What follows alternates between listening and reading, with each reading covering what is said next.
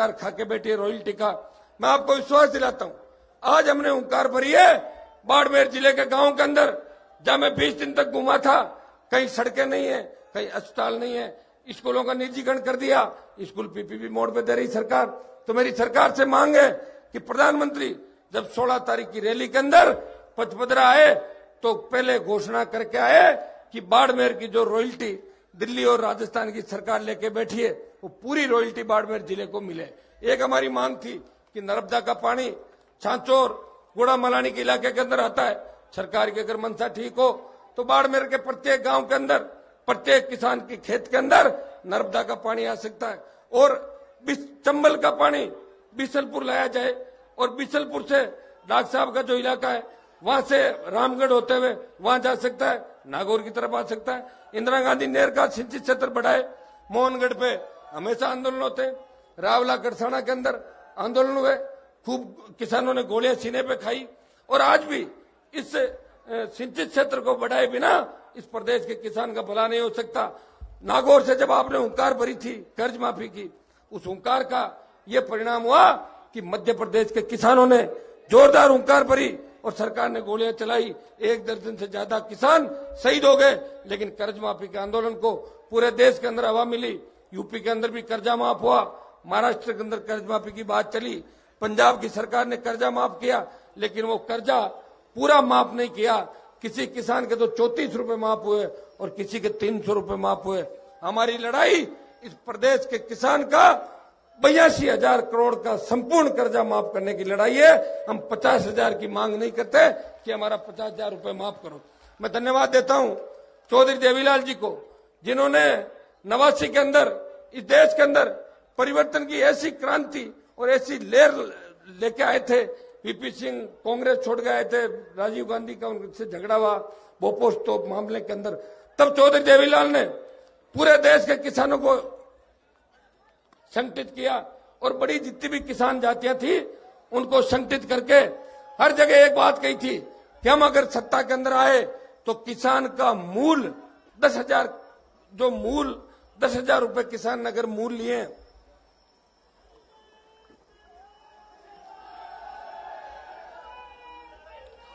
वो मूल 10,000 रुपए का जो कर्जा होता है वो ब्याज पेनल्टी से उस समय 1, 2, 3 लाख रुपए लोगों के थे और एक घर में अगर 5 व्यक्ति है, पांचों ने अलग से कर्जा ले रखा है। तो मेरे गांव में भी आज से 20-30 साल पहले कई लोगों के कर्जे माफ हुए थे। जब 10,000 रुपए की कर्ज की घोषणा करी और पहली कैबिनेट की मीटिंग थी तो आरबीआई का गवर्नर और दूसरी बैंकों के लोगों ने हाथ खड़े कर दिए कि चौधरी साहब हम तो कर्जा माफ नहीं कर सकते। तो चौधरी देवीलाल ने कहा आप कर्जा माफ कैसे नहीं कर सकते? चौधरी देवीलाल की जबान नहीं जाएगी, चाहे बैंकों को गिरवी रखना पड़े बैंकों को गिरवी रख दो, आप तो आदेश बना के ले आओ, मैं लिख दूंगा चौधरी देवीलाल कर्जा माफ किया जाता है। और एक साथ देश के किसान को बहुत बड़ा संबल मिला। लोग मेरे पे भी जातिवाद का आरोप लगाते हैं, लेकिन मैं मेरी जाति के विकास की बात करता हूं, मेरी जाति के नौजवानों को सही दिशा के अंदर चलने की बात करता हूं। मैं मेरी जाति के नौजवानों को अपील करता हूं कि मेरे जाति के नौजवान जिस तरह तांतिया टोपे, झांसी की रानी लक्ष्मीबाई और भगत सिंह ने अंग्रेजों को भगाने के अंदर भूमिका निभाई थी, आज देश के अंदर कहीं भी क्रांति की शुरुआत हुई है नौजवान क्रांति के अगुवार है।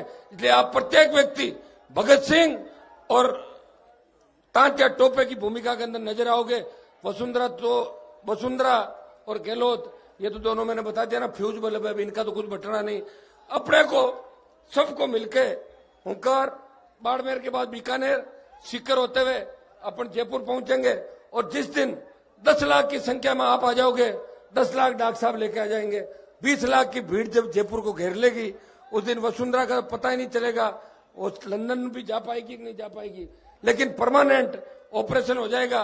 और लंदन चली भी गई तो अगर किसानों की सरकार बनी तो जांच भी हो जाएगी और लंदन से वापस भी ले आएंगे। बाहर से लाते हैं कि नहीं लाते लोग, सारे कोई कमजोर थोड़ी होते हैं, सारा मिलाजुली का खेल नहीं होता।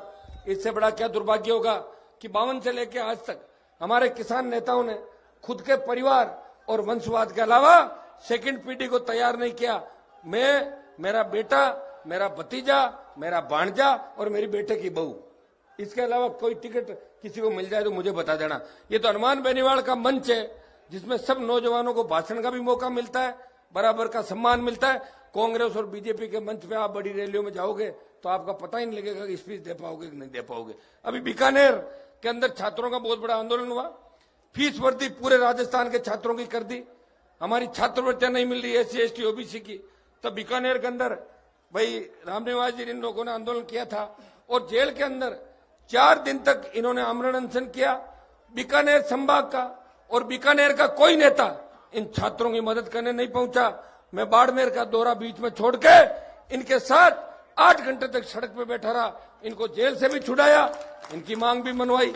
मैं ऐसा व्यक्ति हूं जो कहता हूं वो करता हूं, और मैं धन्यवाद दूंगा किरोड़ीलाल जी को कि आज जो भीड़ दिखाई दे रही है इसकी शुरुआत 2008 के अंदर वसुंधरा से बगावत करके किरोड़ीलाल जी मीणा ने की थी। वैसे वसुंधरा शुरू से डॉक्टर साहब को बहुत पसंद करती थी, लेकिन बाद में पता नहीं क्या झगड़ा हो गया। हाँ, अब डॉक्टर साहब क्या थोड़े एज ज्यादा हो गई इनकी, है ना। ये तो मध्य प्रदेश तक प्रचार करने जाते थे, ये भी आंतरिक लोकतंत्र की बात इन्होंने उठाई पार्टी के अंदर कि आंतरिक लोकतंत्र होना चाहिए, और मैंने भी आंतरिक लोकतंत्र की बात उठाई। मैंने कहा वसुंधरा भ्रष्टाचार की देवी हो और भ्रष्टाचार की देवी के साथ मैं नहीं रह सकता। तो डॉक्टर साहब ने तीसरे मोर्चे की बात 2013 के अंदर करी, 2008 के अंदर करी, लेकिन हमारे इलाकों से उस समय डॉक्टर साहब को भारी समर्थन नहीं मिला था। अब की बार डॉक्टर साहब को इतना ही भरोसा दिलाते हैं, जिस तरह आपने पूर्वी और दक्षिणी राजस्थान को पिछली बार जागृत किया था, इस बार पश्चिमी, उत्तरी पश्चिमी और बाकी बचा हुआ जो राजस्थान है मध्य का, पूरा राजस्थान का जवान और किसान 2-2 हाथ करने के मूड में, लड़ाई के मूड के अंदर है। और किसान अब कह रहा है कि हमने जवानों को सौंप दिया है कि जहां आप चलोगे बुजुर्गों का आशीर्वाद आपके साथ चलेगा।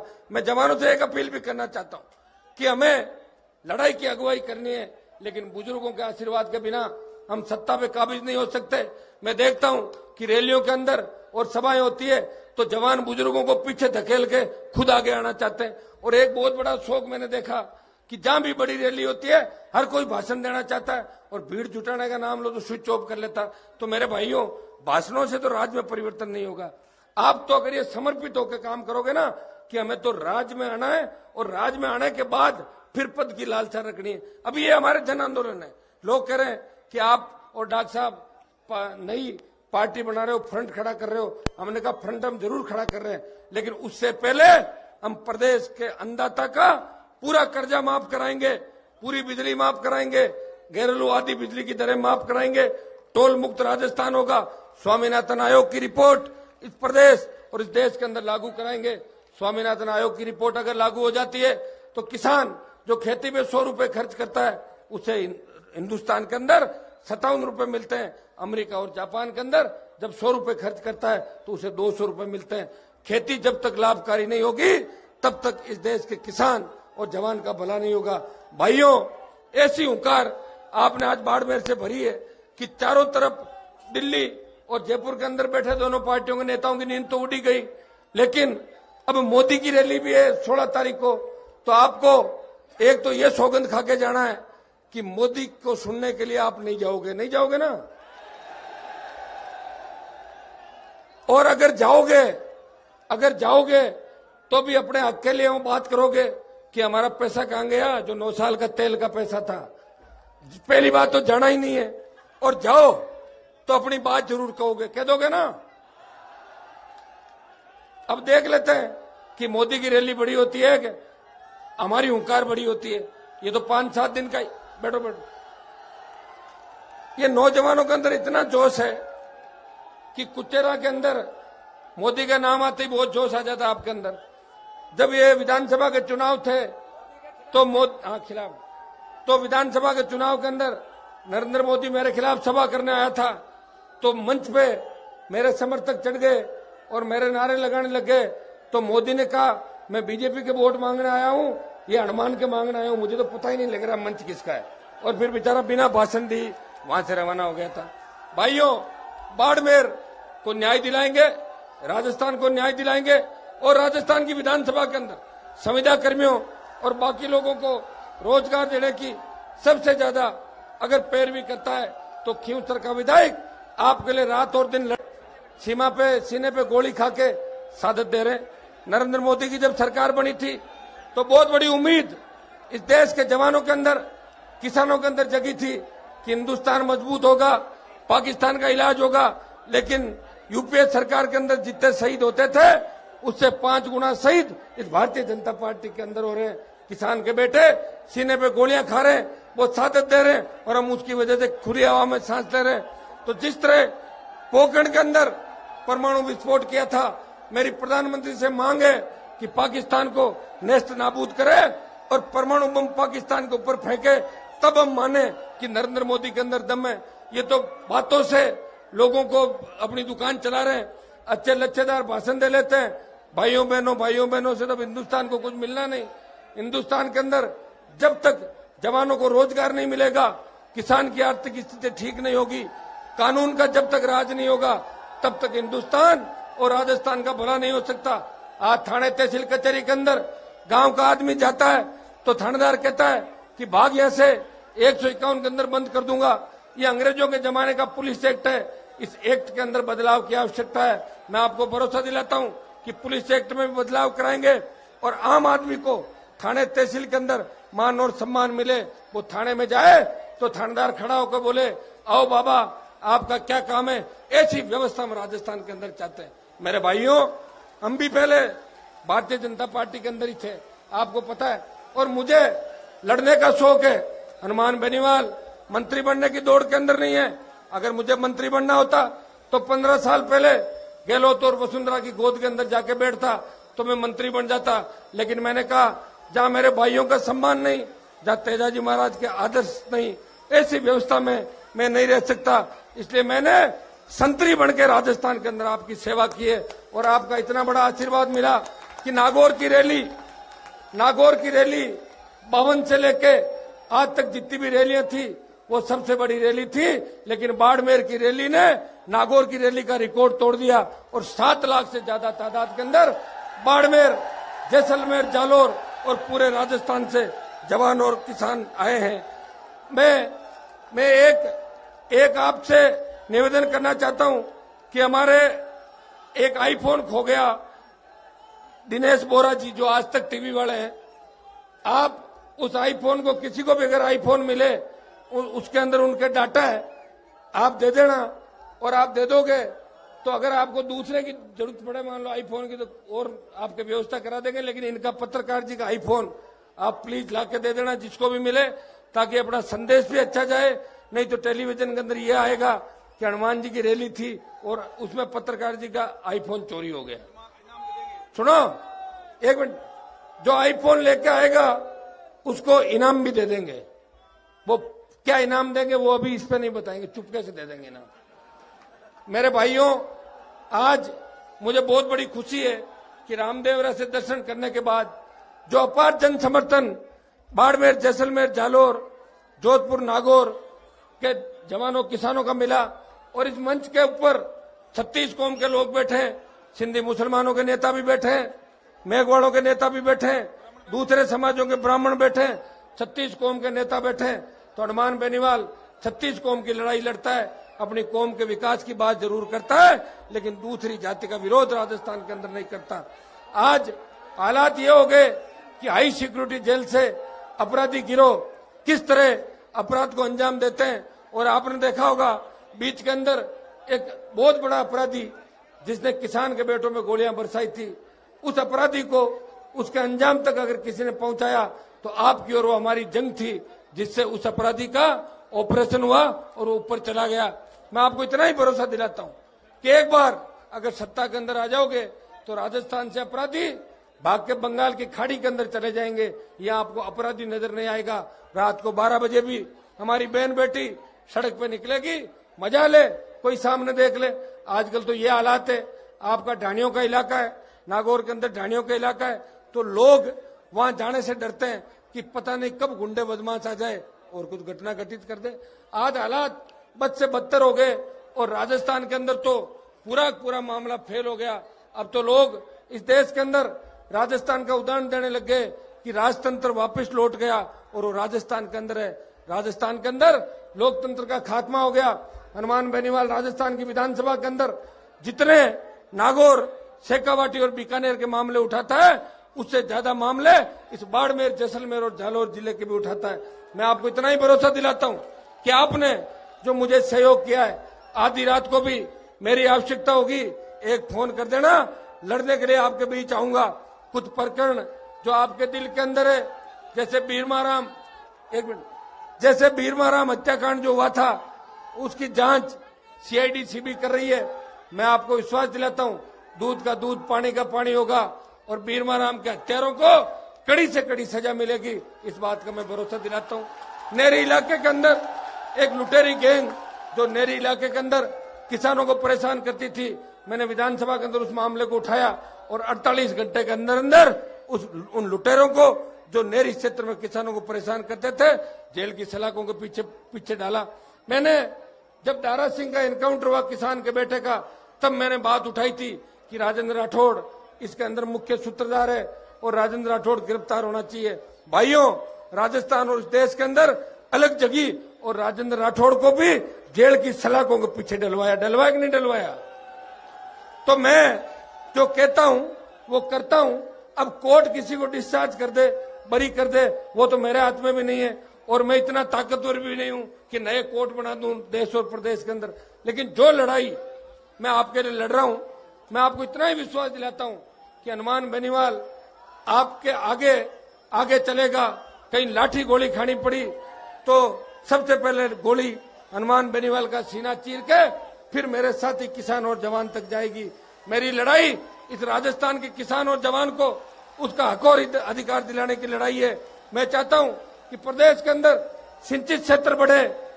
आज प्रदेश के अंदर हालात खराब है, अकाल जगह जगह पड़ रहे हैं और लोग नरेगा के अंदर मजदूरी करके अपने परिवारों का पेट पाल रहे हैं। हम चाहते हैं कि किसान के बेटों को भी वो सुख सुविधाएं मिले जो अमीर के बेटे को मिलती है। सरकारी स्कूल के अंदर अध्यापक नहीं है, किसान अपने बेटों को सरकारी स्कूल के अंदर भेजता है। हमने मांग करी थी कि सरकारी स्कूलों को अगर सुधारना है तो एक ही काम सरकार को करना होगा, एक परिपत्र जारी कर दे कि एमएलए का बेटा भी सरकारी स्कूल में पढ़ेगा और कलेक्टर एसपी का बेटा भी सरकारी स्कूल में पढ़ेगा, अपना आप व्यवस्था ठीक हो जाएगी।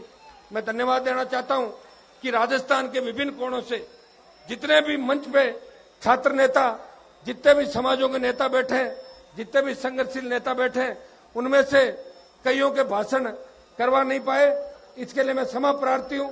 मैं जवानों को दोबारा भरोसा दिलाता हूं कि बीकानेर के अंदर अपनी रैली है और रैली का दिन संडे को ही रखना है, तो बीकानेर से हम तीसरी हुंकार भरेंगे 4 फरवरी। ठीक है क्या? 4 फरवरी को बीकानेर से हुंकार भरेंगे। भाइयों, अब तैयार हो जाओ, सिंहासन आपका इंतजार कर रहा है। पहली बार जवानों ने करवट ली है और जवान जिधर चलता है उधर जमाना चलता है। राजस्थान के जवान ने ठान लिया कि जब तक राज पे कब्जा नहीं करेंगे तब तक चैन से नहीं बैठेंगे। मैं युवाओं से एक आग्रह करना चाहता हूं कि नशे की प्रवृत्ति से दूर रहें और एक ही नशा रखें कि 2018 के अंदर मिशन 2018 पूरा करना है, सत्ता पे कब्जा करना है। सत्ता पे कब्जा कर लोगे तो सारा काम अपने आप ठीक हो जाएगा।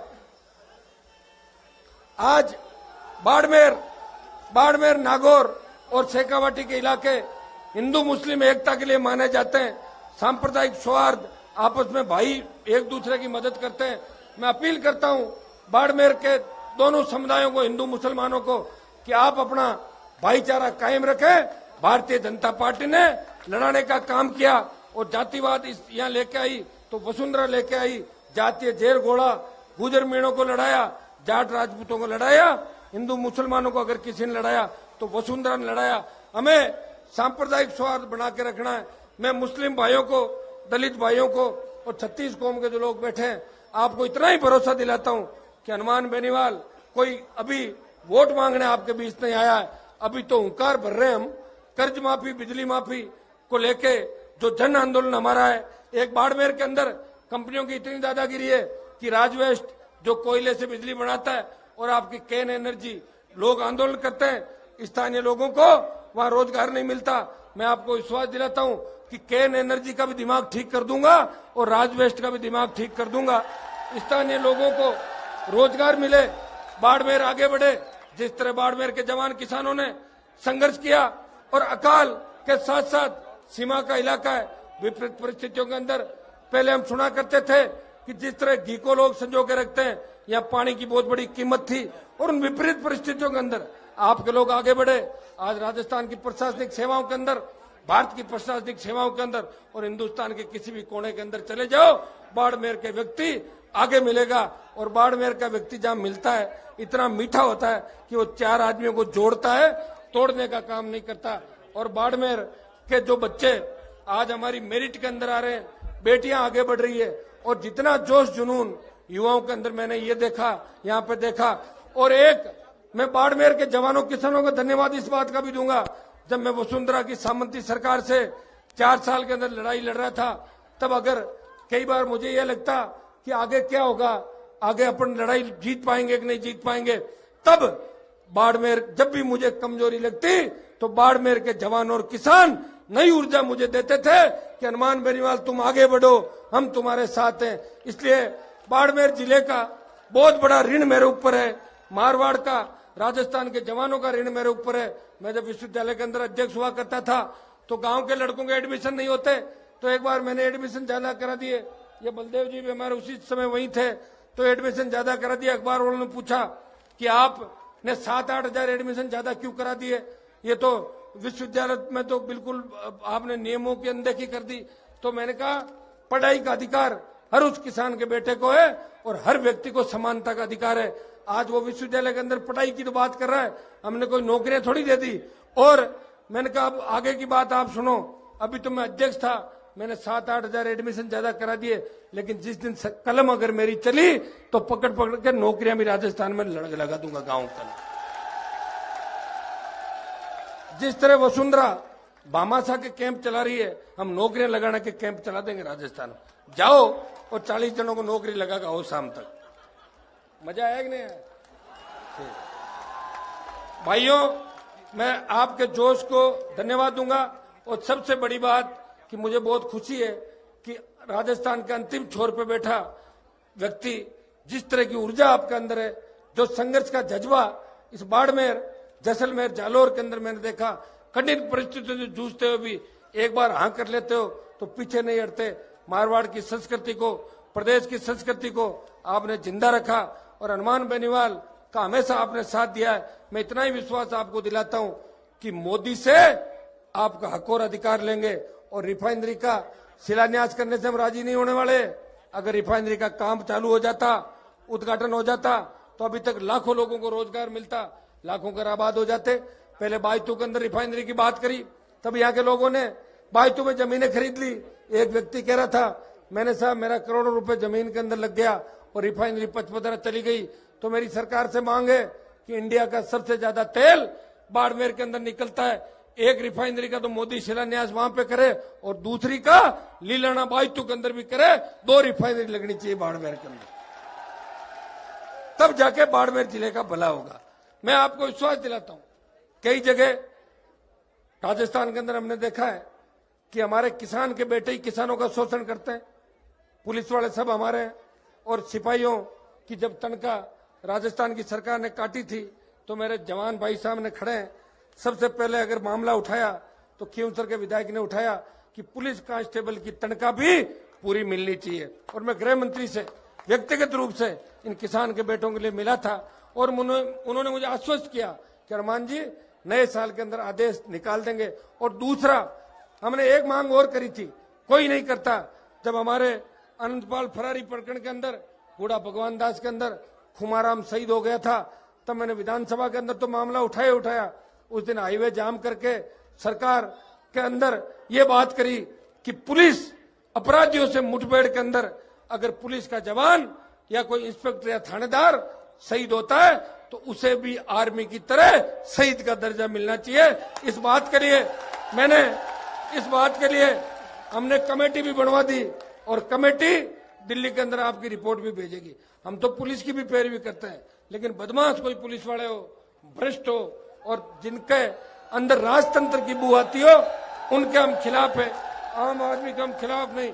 कानून की पालना, हम जवानों को कहते हैं कि कानून की पालना करो, लेकिन कानून की पालना के आड़ के अंदर अगर कोई गुंडागर्दी करे तो उसे 2-2 हाथ भी कर लो, उसमें कोई दिक्कत नहीं। भाइयों, इससे ज्यादा क्या होगा? आज अपने जितने भी मंत्री है सरकारों के अंदर, उनको एक लाल बत्ती और एक गनमैन जो मिलता है, कुछ ज्यादा मिलता है क्या मंत्रियों को? और जो राज्य मंत्री होते हैं उनके पास तो फाइल भी नहीं जाती। स्वतंत्र प्रभार जिसका होता है उसके पास फाइल जाती है।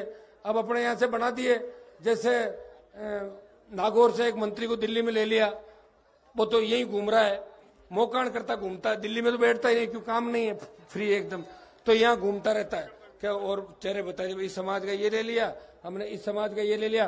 पार्टियों ने जातिवाद बढ़ाया राजस्थान के अंदर। तो मेरी तो आप लोगों से यही गुजारिश है कि अब एक दिशा के अंदर चलना है। और थोड़ा सा ये कार्यक्रम प्रत्येक व्यक्ति का था, कई लोग मंच पे बैठना चाहते थे, वो मंच तक नहीं पहुंच पाए। मेरी तरफ से मैं माफी मांगता हूं, आपका बड़ा भाई हूं, मुझे माफ कर देना, क्योंकि अपने को तो रैलियां करनी है। जो इस बार बैठे उनको थोड़ा पीछे कर देंगे, जो नहीं बैठे उनको आगे ले आएंगे बीकानेर के अंदर। मान लोगे ना इतनी बात? कोई नाराज होके तो नहीं जाओगे कि मेरा भाषण नहीं दे रहा है? पक्का? और जाते टाइम आपको मैं तेजा जी की सौगंध लगेगी, कहीं बदमाशी करके मत जाना, तोड़फोड़ मत करना कहीं पे। चले जाओगे ना आराम से घर, और गाड़ियां धीरे धीरे चला के जाना। बाड़मेर की हुंकार रैली जो 1 महीने का अथक प्रयास के बाद हुई, कैसे 1 महीना निकला हमारे को पता ही नहीं चला, और आपका इतना सहयोग आशीर्वाद मिला। मुझे तो कई बार ये लगता है कि बाड़मेर जिले से मेरा कोई पूर्व जन्म का रिश्ता है, इसलिए बाड़मेर वाले इस तरह टूट के पड़ते थे गाड़ी पे कि 1-1 किलोमीटर पहले ही खींच लेते थे। और आपने इतना लाडकोड किया, कंधे पे बिठा बिठा के घुमाया, और कई जगह खींचतान ज्यादा कर ली, तो मुझे टांगों का एक्सरे भी कराना पड़ा बीच में कि कहीं फ्रैक्चर तो नहीं हो गया। तो मेरे भाइयों, अब आपको एक तो ये पढ़ करके जाना है और मैसेज कराना है कि मोदी की रैली के अंदर अगर असली किसान है और किसान का बेटा है, वो प्रधानमंत्री को सुनने के लिए नहीं जाएगा, उसकी झूठ को सुनने के लिए नहीं जाएगा। नहीं जाओगे ना? और अगर जाओ तो अपना हक और अधिकार मांगना। और मोदी तक ये मैसेज जाना चाहिए कि सामंती मुख्यमंत्री वसुंधरा ने किस तरह राजस्थान के अंदर गुंडे बदमाशों को पनपाया, हार्डकोर अपराधियों को जेलों से छुड़वाया, और किस तरह इनकाउंटर के अंजाम पूर्ववर्ती सरकार के टाइम चाहे दारा सिंह का इनकाउंटर हो या दूसरी, किस तरह किसान के बेटों का शोषण राजस्थान के अंदर हुआ। हम उन परिस्थितियों से झगड़ा किया हम लोगों ने। आपको एक संदेश और देना चाहूंगा कि जिस जाति से मैं आता हूं, लोग मुझे पूछते हैं, लोग कह रहे हैं साहब आप तो जाटों के नेता हो, तब मैं उनको एक ही बात कहता हूं कि देश के अंदर जहां जहां तीसरी पार्टियां बनी है, देश के अंदर जहां जहां क्षेत्रीय पार्टियां बनी है, उस राज्य की बड़ी कौमों ने अगुवाई की है। बिहार उत्तर प्रदेश के अंदर यादवों ने अगुवाई की, महाराष्ट्र के अंदर मराठों ने अगुवाई की, हरियाणा में जाटों ने अगुवाई की, पंजाब के अंदर सरदार अगुवाई के अंदर थे, और प्रत्येक स्टेट के अंदर बड़ी जाति आगे चली, शोषित पीड़ित दूसरे उनके भाई उनके साथ चले।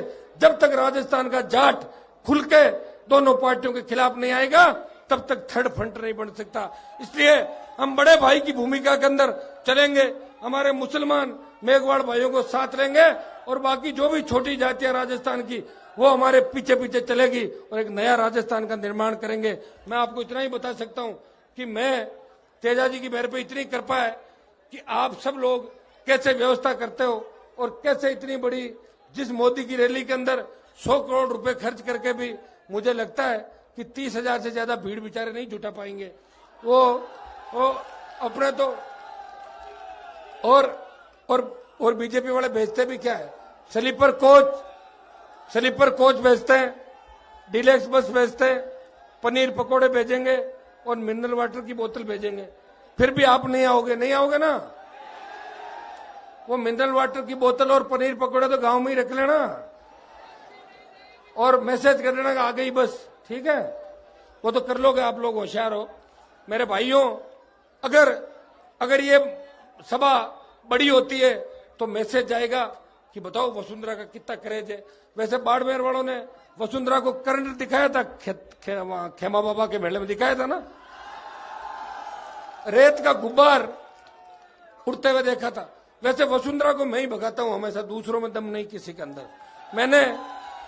मैंने मुंडवा से भी भगाया था, और जिस तरह बिल्ली अगर दूध पीने आती है और घरवाला देखता है कि भाग बिल्ली, उसी तरह वसुंधरा मुंडवा से मैंने 2013 के अंदर भगाया, याद है आपको। पर अब तो राजस्थान का जवान इस तरह इस सरकार के खिलाफ होगा। ये जन आंदोलन है, ये लाखों करोड़ों युवा अब राजस्थान की सड़कों में नजर आएंगे।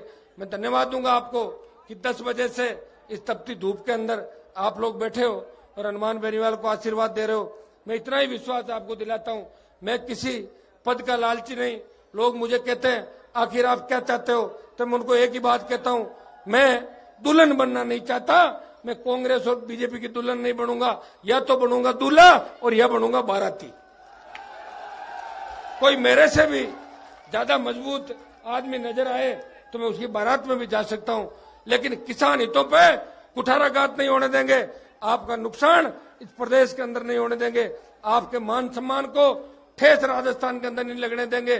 और असली किसान के बेटे को, तेजा जी के भक्त को राजस्थान का सीएम बनाने का पूरा प्रयास 2018 के अंदर रहेगा। बीकानेर की रैली 4 फरवरी को है।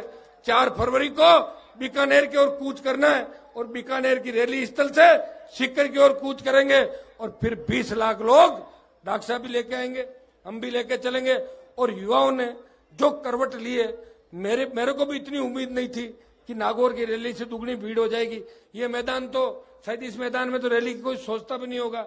मैंने पहले कॉलेज ग्राउंड मांगा था, अगर वो ले लेता तो छोटा पड़ जाता, लोग कहां जाते। ये 200-300 बीघा का मैदान है, और कई लोग देखो घूम रहे हैं, कई निकल रहे, देखो 2-3 किलोमीटर तक रोडों के ऊपर लोग हैं। ये तो ऐसा लग रहा है जैसे कोई रामदेवरा का मेला है और यह कुंभ का मेला भरा हो, ऐसा लग रहा है। मैं धन्यवाद देता हूं हमारे मीडिया के भाइयों को, विषय उन्होंने हमारा बहुत सहयोग रखा और हमें नई ऊर्जा दी। और एक बात बता दूं, बिना मीडिया के कोई फ्रंट बन भी नहीं सकता। आज तो अरविंद केजरीवाल कुछ भी कहता होगा, लेकिन अरविंद केजरीवाल को भी अगर शिखर पे पहुंचाया तो मीडिया के भाइयों ने उसके भ्रष्टाचार के खिलाफ आंदोलन के अंदर अगुवाई का नेता बनाया और साथ दिया। मैं तो आपसे इतनी अपील करता हूं कि हम चाहते हैं कि भ्रष्टाचार मुक्त राजस्थान हो, मजबूत लोकपाल राजस्थान के अंदर स्थापित हो। जिस तरह उत्तराखंड के अंदर मजबूत लोकायुक्त है, उसे फैसले लेने का अधिकार है।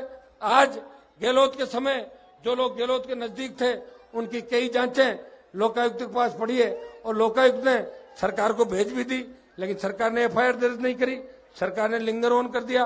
गहलोत और वसुंधरा दोनों मिले हुए, सिर्फ इतना ही फर्क है कि वो महिला है और गहलोत आदमी के कपड़े पहनता है। ज्यादा अंतर मुझे दोनों के अंदर नजर नहीं आता, और गहलोत में कोई दम नहीं है। मैं और डॉक्टर साहब गए थे एक बार, हमारे को बुला लिया दोनों को कि आपके पास वसुंधरा के खिलाफ कोई सबूत हो तो दे दो। तो मैंने कहा आप खुद सीएम हो, आप खुद ही ले लो। तो बोले नहीं, आप इकट्ठे करके लाओ। हमने दिए तो बोले एफआईआर कौन कराएगा? मैंने कहा मैं करा दूंगा। और फिर बोला कल हम आपको बताएंगे। फिर सीएम का दूसरे दिन मैसेज आया, बोले मैं व्यक्तिगत मामले में नहीं पड़ता किसी को। मिली है, मिलाजुली का खेल है, हमें इस मिलाजुली के खेल को राजस्थान के अंदर खत्म करना है। एक सांपनाथ है, एक नागनाथ है, नए राजस्थान का निर्माण करना है। मैं डॉक्टर साहब को इस बात का धन्यवाद दूंगा कि तीसरे मोर्चे की परिकल्पना अगर राजस्थान के अंदर किसी ने करी है तो डॉक्टर किरोड़ी लाल मीणा ने 2008 और 13 के अंदर पूरे राजस्थान को जगाने का काम किया। और आज भी डॉक्टर साहब कंधे से कंधा मिला के हमारे साथ चल रहे हैं।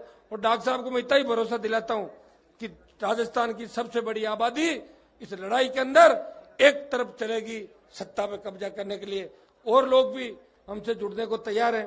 कांग्रेस और बीजेपी के दर्जनों विधायक और दर्जनों नेता हमारे साथ आने को तैयार है, लेकिन थोड़ा वक्त लगेगा। कई तो इतने कमजोर हैं, वो ये कहते हैं कि जब माहौल बनेगा तब हम आ जाएंगे, और कोई ये कहता है जब टिकट कटेगा तो बैठ के वो राजस्थान की विधानसभा के अंदर जाएंगे। गहलोत ने तो कांग्रेस को गर्त में डुबोया, 21 पे तो आ गई, लेकिन वसुंधरा आप तो पूरा काम कर दोगी, आप तो 4 पे लेके आ जाओगी। और बताओ हमारे किसान कि खेत के अंदर बजरी निकलती है और पत्थर निकलता है। वसुंधरा जी पूरी बजरी खा गई और फिर पत्थर खा गई पूरे। अब ये भी नहीं छोड़ा हमारे पास। तो भाइयों तैयार हो जाओ, बाड़मेर से आह्वान हमने किया है। ये नई क्रांति का आगाज है, ये परिवर्तन की आंधी है जो जयपुर जाते जाते तूफान बन जाएगी। जाट आरक्षण आंदोलन की जब लड़ाई की शुरुआत हुई थी, मैं उस समय सक्रिय भूमिका के अंदर था। मुझे पता है कि बाड़मेर जोधपुर के अंदर किस तरह चिंगारी उठी थी और जयपुर जाते जाते ज्वालामुखी बन गई और जाट समाज को आरक्षण भी मिल गया और कई जातियों को भी आरक्षण मिला था। मैं धन्यवाद देता हूं हरियाणा के उन जाट नौजवानों को, मैं नमन भी करता हूं। पहले हम दिल्ली जाते थे तब लोग कहते थे कि गुजर सबसे लड़ाके हैं, बेहतर गुजरों ने जान दे दी आरक्षण के लिए और आप लड़ाई नहीं लड़ रहा, आपका समाज कमजोर पड़ गया। धीरे धीरे आपके नेताओं ने कमजोर कर दिया। लेकिन हरियाणा के अंदर जिस तरह जाटों ने आंदोलन किया, ऐसा आंदोलन इस इतिहास के अंदर नहीं हुआ। मिलिट्री को भी पीछे भागना पड़ा, हमारे जवानों ने शहादत दी। उस समय में हरियाणा भी गया था और 300 जगह राजस्थान के अंदर भी प्रदर्शन करवाए थे। जब भाई संकट के अंदर होता है तो उसकी मदद उसका दूसरा भाई करता है, और जो भाई भाई के काम नहीं आता है वो भाई किस काम का। और जब गुजरों पे गोलियां बरसाई गई थी राजस्थान के अंदर, तो गुजर समाज को न्याय दिलाने के लिए भी हनुमान बेनीवाल भारतीय जनता पार्टी में रहते हुए भी गुजरों की लाशों के पास बैठा था। और हमने अपील की थी सरकार से कि हमारे भाई है, अगर इनको इस तरह मारोगे तो जाट समाज भी इनका साथ देगा। और मैं विधानसभा के अंदर हमेशा गुजर सहित दूसरी जातियां उनके आरक्षण की पैरवी करता हूं। जब तक दलित, मुसलमान, ओबीसी के लोगों का कब्जा इस राजस्थान के अंदर नहीं होगा, तब तक इस राजस्थान का भला नहीं हो सकता। शोषित पीड़ित तबका एक होके इस क्रांति के आगाज के अंदर हमारा साथ दे। ये न्याय युद्ध है, ये महायज्ञ है। इस यज्ञ के अंदर आप आहुति दे और इस न्याय युद्ध के अंदर मेरा साथ दे। मैं आपको इतना ही भरोसा दिलाता हूं कि आपको सबको सही दिशा दूंगा। हनुमान बेनीवाल टूट सकता है लेकिन झुकेगा नहीं। मैं ऐसा व्यक्ति हूं जिसने 4 साल के अंदर वसुंधरा और इनके लोगों से कभी बात भी नहीं की। और शादी ब्याह के अंदर अगर गलती से वसुंधरा एक आध जगह सामने आ गई थी तो वसुंधरा ने रास्ता बदला, हनुमान बेनीवाल ने उसकी तरफ देखा ही नहीं और मैडम को ही चेंज करना पड़ा।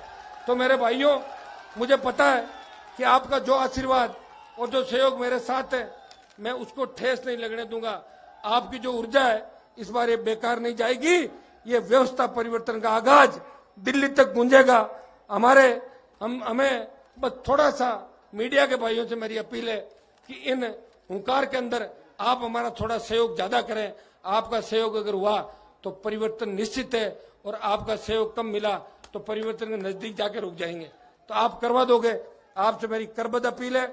और लोकतंत्र के अंदर चौथे स्तंभ की भूमिका मीडिया निभाता है, और हमें तो मीडिया के पक्ष में भी कभी आवश्यकता पड़ जाए, कभी लगे कि गलत हो रहा है, तो उस बात को भी हम उठाते हैं। प्रत्येक वर्ग, प्रत्येक समाज और प्रत्येक शोषित पीड़ित तबके की हम बात उठाते हैं। मैं धन्यवाद दूंगा हमारे मीडिया के भाइयों को, यहाँ के प्रशासन को भी, जिन्होंने पूरा हमें सहयोग किया। और हर जगह हमारे कार्यक्रम के अंदर हर जगह जैसी भी बात हुई पहले पहुंचे। पूरे बाड़मेर जिले के जवानों को, पूरे राजस्थान के जवान किसानों को और उस पूरी टीम को, उन सारे सरपंचों को जिनको कांग्रेस बीजेपी के नेता मना कर रहे थे कि आप हनुमान की रैली के अंदर मत जाओ। कई बीजेपी के नेता तो ये भी कह रहे थे कि धंधा कैसे चलाओगे। तो मैं उन बीजेपी के नेताओं को कहना चाहता हूं, आपके अगर औकात है तो मेरे किसी आदमी पर हाथ डाल देना, सड़क पे इलाज कर देंगे आपका। और आज जो आपने मुझे समर्थन दिया है, मैं इतना ही भरोसा आपको दिलाता हूं कि 4 फरवरी को बीकानेर से हुंकार भरेंगे। और सीकर, कई बच्चे सोशल मीडिया पे रोज लिखते हैं कि तीसरा मोर्चा घोषित करो, नई पार्टी घोषित करो। तो मैं उनको एक ही संदेश देना चाहता हूं, राजस्थान बहुत बड़ा है, अभी आखिरी छोर पे बैठे हैं। इधर अपना यूं लगेगा आज देश का सबसे बड़ा राज्य है, तो तीसरे मोर्चे की घोषणा भी होगी, नई पार्टी की घोषणा भी होगी। लेकिन उससे पहले बीकानेर के अंदर इससे ज्यादा बड़ी हुंकार भरेंगे, सीकर में भरेंगे। और जब सीकर की हुंकार होगी तो जयपुर दूर नहीं, सीकर से 100 किलोमीटर है और 4 लेन बनी हुई है, तो 1 घंटे में जयपुर पहुंच जाते हैं सीकर से। तो शेखावाटी के बाद हम राजधानी के अंदर थर्ड फ्रंट की और नई पार्टी की घोषणा भी करेंगे। मैं उन नेताओं में से नहीं हूं जो पार्टी घोषणा की बात तो करते हैं लेकिन करते नहीं है। कई लोग हैं, हर किसी को पूछ लो क्या करोगे, थर्ड फ्रंट। लेकिन मैं आपको भरोसा दिलाता हूं कि हनुमान बेनीवाल को चाहे प्रधानमंत्री आमंत्रित करे या राहुल गांधी आमंत्रित करे, हनुमान बेनीवाल राजस्थान के जवान के साथ धोखा नहीं करेगा। नए विकल्प के रूप में इस बार हम एक राजस्थान को नया विकल्प देंगे, क्योंकि गुजरात के अंदर भी आपने देखा होगा कि गुजरात के चुनाव के अंदर लोगों का दोनों पार्टियों से मन भर गया था और कांग्रेस को कोई ज्यादा सीट नहीं मिली। सिर्फ उन दो जो पाटीदार आंदोलन, दलित आंदोलन और ओबीसी का आंदोलन था, उस आंदोलन के अलग से वोट नहीं बंट के वो कांग्रेस के अंदर चले गए। तो कांग्रेस को ज्यादा खुश होने की आवश्यकता नहीं। अगर अकेली कांग्रेस लड़ती तो जिस तरह यूपी के अंदर 27 से 7 पे आई थी, गुजरात में भी 62 से 22 पे आ जाती। और मोदी का भी दिमाग ठीक किया लोगों ने, बहुत हवा में उड़ रहे थे तो गली गली घुमा दिया और रुला दिया। का मेरी इज्जत का सवाल है, रो पड़े कई जगह। तो बैलेंस किया, बीजेपी का दिमाग ठीक किया और कांग्रेस को कुछ ठीक किया दूसरे नेताओं ने। लेकिन अशोक गहलोत का दिमाग खराब कर दिया। वो सोच रहा मैं लाया हूं सीटें वहां पे। गहलोत का पग फेरा ऐसा है, ये जहां भी जाता है बंटा धार करता है। अगर ये नहीं जाता तो हो सकता है गुजरात में कांग्रेस जीत सकती थी। ये अशुभ मंच के ऊपर भी आप बैठे हो और कई नेताओं का भाषण नहीं हुआ, उनको मैंने मना लिया। मैं उनको विश्वास दिलाता हूं कि बीकानेर की रैली के अंदर जो वक्ता यहां नहीं बोल पाए उनको अपन बुलवाएंगे। आज ये बाड़मेर की रैली है तो ज्यादा तो बाड़मेर के नेताओं के भाषण होने चाहिए। अगर कोई रह गए बाड़मेर के तो मैं उनको आश्वस्त देना चाहते हो क्या? बाड़मेर हो गए सबके, ये हाजी साहब कह रहे हैं। एक दूसरा, मुझे जैसलमेर के अंदर जब मैंने शुरुआत करी थी तो मेरा मन ये कह रहा था, रामदेव जी महाराज का मैं बहुत पुराना भगत हूं, रामदेव जी की बहुत रखता हूं। शुरुआत की जब मुझे लगा कि जैसलमेर के अंदर मेरी जाति की संख्या कम है तो मेरे कार्यक्रम कैसे होंगे, लेकिन सिंधी मुसलमानों ने इतना समर्थन दिया जिसकी मुझे उम्मीद भी नहीं थी और इतना ही समर्थन इन्होंने बाड़मेर जिले के अंदर दिया। मैं आपको विश्वास दिलाता हूं, जिस तरह बाड़मेर और मारवाड़ के अंदर सिंधी मुसलमान जाट और मेघवाल का जोड़ा हुआ करता था। बिश्नोई तो हमारे भाई हैं, पटेल भी हमारे भाई हैं। 36 को उनके जोड़े को वापिस बनाएंगे, एक नए राजस्थान का निर्माण करेंगे। हनुमान बेनीवाल खुद के जाति के विकास की बात जरूर करता है, लेकिन प्रदेश के अंदर दूसरी जाति का विरोध कभी भी नहीं करता। अगर एक बार भी कोई विरोध कराओ मुझे बता दे। पिछले 20 साल के अंदर 36 कौम के लिए लड़ा हूं और सबसे ज्यादा लड़ाई हर वर्ग के लिए लड़ी और भ्रष्टाचार और अपराधियों के खिलाफ अगर सबसे बड़ी जंग किसी ने लड़ी तो खींवसर के विधायक ने लड़ी। विपरीत परिस्थितियों के अंदर मैंने संघर्ष किया और उसी संघर्ष का परिणाम था कि पूरे जोधपुर संभाग के अंदर इस बार जब मोदी का तूफान चला, उस तूफान को खींवसर की जनता ने ब्रेक कर दिया और मुझे निर्दलीय प्रत्याशी के रूप में कांग्रेस बीजेपी की जमानत जब्त करा के राजस्थान की विधानसभा में भेजा। हम 7 निर्दलीय जीत के गए थे, 6 तो वसुंधरा और गहलोत की गोद में बैठ गए। अकेला हनुमान बेनीवाल इन दोनों दलों के खिलाफ इस राजस्थान की विधानसभा और सड़कों पर संघर्ष कर रहा है। भाइयों, मैं आपको धोखा नहीं दूंगा। आप जाग गए, देश जाग गया, युवा जिधर चला है उधर जमाना चला है। जिस तरह हिंदुस्तान को हमारे युवाओं ने आजाद कराया था, सुभाष चंद्र बोस की फौज के अंदर भी सबसे ज्यादा शेखावटी और मारवाड़ के जवान थे। आज भी देश की सीमाओं की रक्षा करते हुए शेखावटी के बाद अगर सबसे ज्यादा शहादत कोई देता है तो मारवाड़ का जवान शहादत देके और इस देश की सीमाओं की रक्षा करता है। मुझे बहुत बड़ा दुख हुआ जब शहीद धर्माराम के कार्यक्रम के अंदर मुख्यमंत्री ने अपना नाम शिलालेख पे लिखाने के बावजूद नहीं आई। वो स्थानीय 4-5 विधायकों ने जाके कहा कि साहब आपको नहीं आना है, ये तो एमपी साहब का प्रोग्राम है। तो सीएम ने उनकी मान ली और कार्यक्रम के अंदर नहीं आई। और एक दूसरा कारण ये भी था कि हनुमान वहां घूम रहा है तो कोई काले झंडे नहीं दिखाते, डरती है सीएम, मैं क्या करूं। मैंने तो नहीं कहा, मैंने तो ये कहा था कि शहीद का प्रोग्राम है, अपना भाई है, शौर्य चक्र मिला है, उस कार्यक्रम को सफल बनाना है। अब हमेशा हमारा किसी नेता से विरोध नहीं होता और हमें जब झंडे दिखाने होंगे और बहुत जगह है विरोध करने की, और बहुत जगह करा देंगे, लेकिन कम से कम शहीदों के मामले के अंदर तो मैं ऐसा नहीं कर सकता। जो भी सीएम की सोच रही, मैं जब शहीद धर्माराम के माल्यार्पण करने गया, अपने एक प्रेम शहीद दूसरे थे ना, प्रेम सिंह और दूसरे प्रेम सिंह कड़वासरा, प्रेम सिंह सारण शेर गांव ना शेर। तो प्रेम सिंह सारण का परिवार मुझे मिला, वहां शहीद धर्माराम का परिवार मिला और उन्होंने मुझसे कहा कि न तो हमें शहीद का पैकेज मिला है और न हमारी मांगे मानी गई। तो मैंने सरकार से मांग करी कि शहीद धर्माराम जो शौर्य चक्र विजेता है, बाड़मेर के अंदर एक शहीद सर्किल स्थापित हो और इस देश सेवा के लिए लड़ते हुए हमारे जितने भी साथी जवान जो देश के लिए शहादत देते हैं, उन सब जवानों की जो बाड़मेर के अंदर जिन्होंने शहादत दी है, अलग से एक चौराहा स्थापित करके शहीद सर्किल नाम देके उन सब की मूर्तियां बाड़मेर के अच्छे चौराहे पर लगनी चाहिए ताकि शहादत का संदेश प्रत्येक युवा के लिए जाए। ये शहीद युवाओं के प्रेरणा स्रोत है।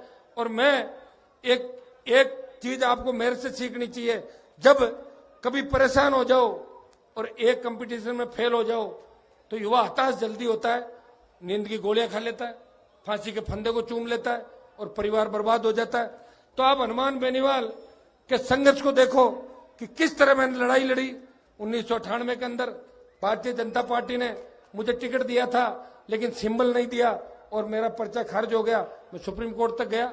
99 के अंदर एमपी का टिकट दिया, मैंने कार्यालय खोल दिया, मेरा टिकट काट दिया और हमारे लोगों ने कटवाया। जो पहले हमारे समाज की अगुवाइयां करते थे, आजकल तो उनकी दुकानों में सामान खत्म हो गया। 2003 के अंदर मेरा टिकट काटा और वो इसलिए काटा कि प्रमोद महाजन अब तो दुनिया के अंदर नहीं है, लेकिन उसने मुझे कहा था कि 35 लाख रुपए सुधांशु मित्तल के पास जमा करा दो। मैंने कहा मैं तो 35 रुपए ही नहीं दूंगा, मैं तो लड़ूंगा चुनाव और मैं कोई वसुंधरा के नाम से वोट थोड़ी मिलेंगे। तब मैं 2500 वोट से 2003 के अंदर हार गया था। 2001 के अंदर डबल कत्ल के केस के अंदर कांग्रेस के बड़े नेताओं ने और मुख्यमंत्री ने मुझे 90 दिन तक जेल के अंदर रखा था। मेरे परिवार को बर्बाद करने की पूरी कोशिश उस समय भी इन पार्टियों ने की थी और बाद में वसुंधरा ने भी की, लेकिन हनुमान बेनीवाल के हौसले को वसुंधरा तोड़ नहीं सकी।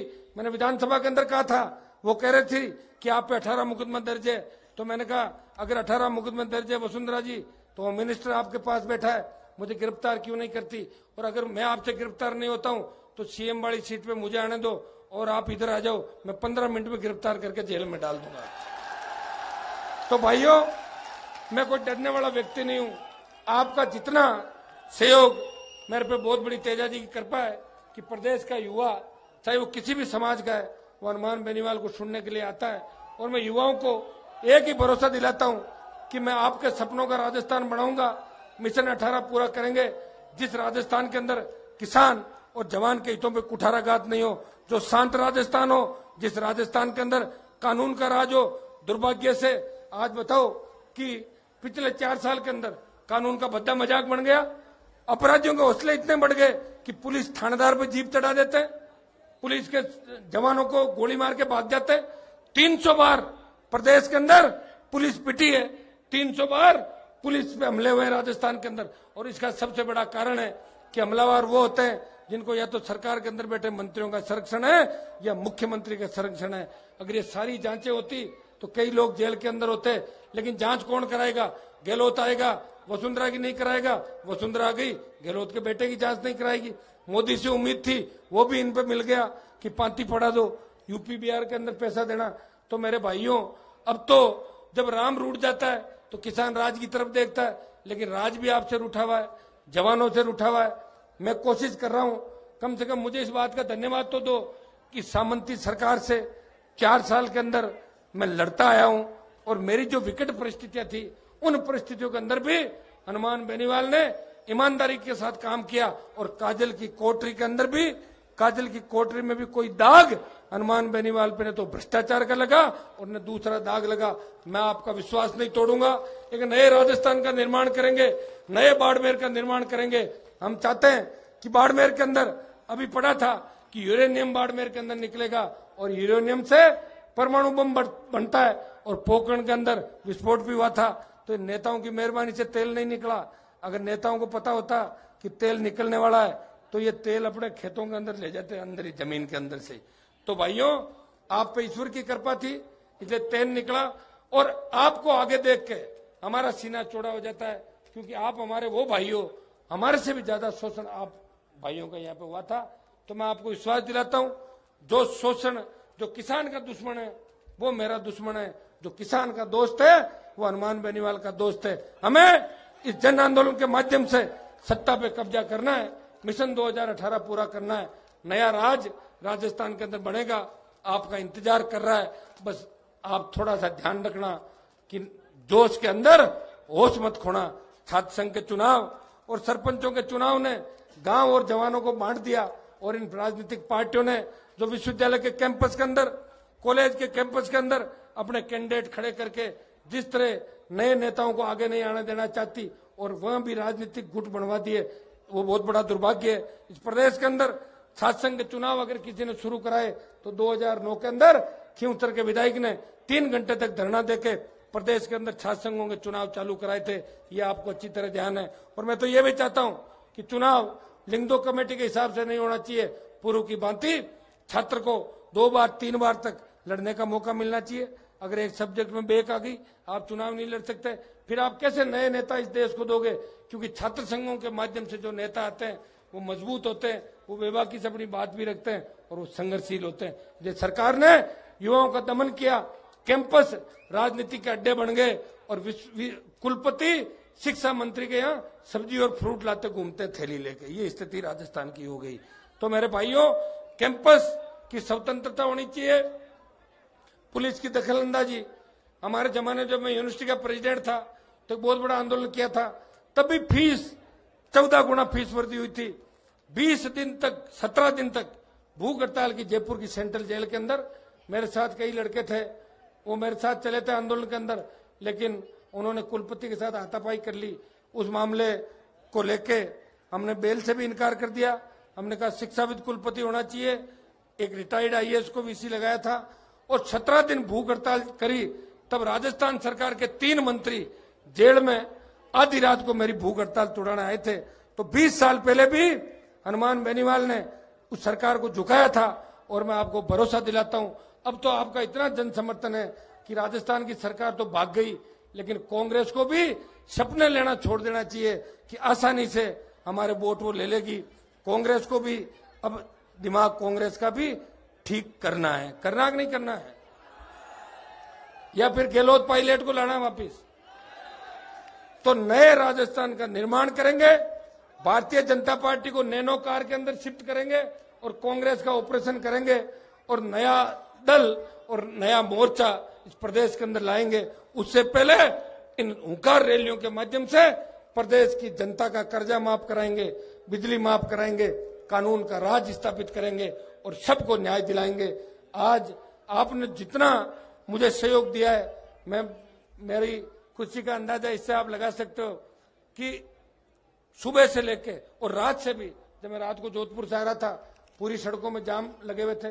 और ऐसा कोई जिला नहीं है, चित्तौड़गढ़ भीलवाड़ा से भी बच्चे आए, उदयपुर से भी आए, जहां कम संख्या में वहां से भी आए और अपने अपने साधनों से आए। मैंने एक भी साधन नहीं लगाया, फिर भी आप लाखों यहां पहुंच गए। और नागौर की रैली का रिकॉर्ड आज बाड़मेर की जनता ने तोड़ दिया। अर्धकुंभ का जो चोटन के अंदर जो अर्धकुंभ का मेला भरता है, उस अर्धकुंभ के मेले का भी आपने रिकॉर्ड तोड़ दिया और आपने यह महाकुंभ बना दिया। ये जो पूरा मैदान है, ये कोई होगा पता नहीं कितने 150-200 बीघा, और ये करीब करीब भर गया पूरा मैदान। और देखो आ रहे हैं, जा रहे हैं वहां तक। तो आपने इस विशालतम रैली के अंदर मुझे समर्थन दिया।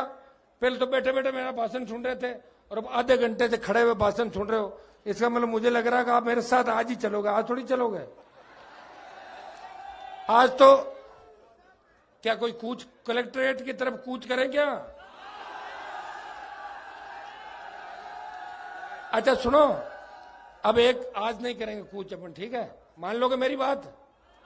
ठीक, यही ज्ञापन अपना दे देते हैं, प्रधानमंत्री के नाम देंगे, क्योंकि मुख्यमंत्री को तो हम मानते ही नहीं, हम के सीएम है यहाँ के। तो प्रधानमंत्री के नाम एक ज्ञापन दे देते हैं।